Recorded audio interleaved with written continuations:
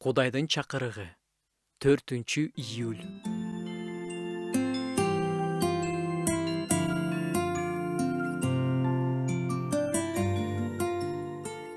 Ошондо чындыкты билип каласыңар.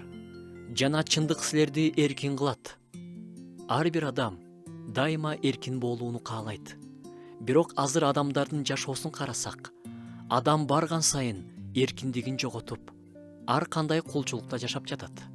Адам дайыма бир нерседен көз каранды, күнөөлүү кумарлардын кулу, ар кандай алсыздыктын кулу.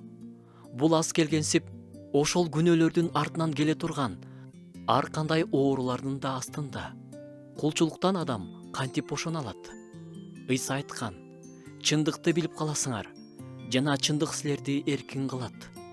Кулчулуктан бошонуп, чыныгы эркин жашоодо толук кандуу жашаш үчүн, адегенде чындык деген эмне экенин билиш керек.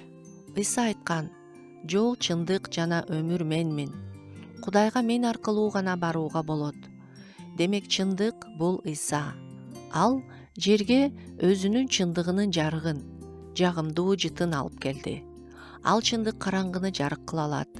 Ыйса жерге келип, кулчулукта жаткан адамзаттын күнөөлөрүн мойнуна алып, айкашкан жыгачта өлдү. 3 күндөн кийин тирилип кетти. Ал азыр асманда, жердеги ушундай азаптуу жолу менен ал бизди кулчулуктан бошотту.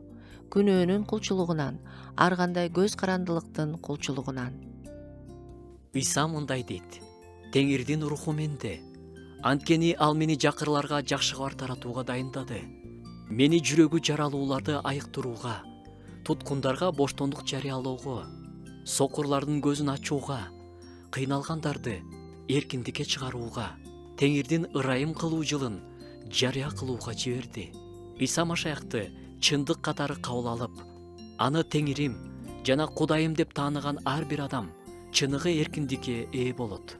Эмнеге гана көз каранды болбосун, ал адам чыныгы эркин жашоо менен ырахаттанып жашай алат.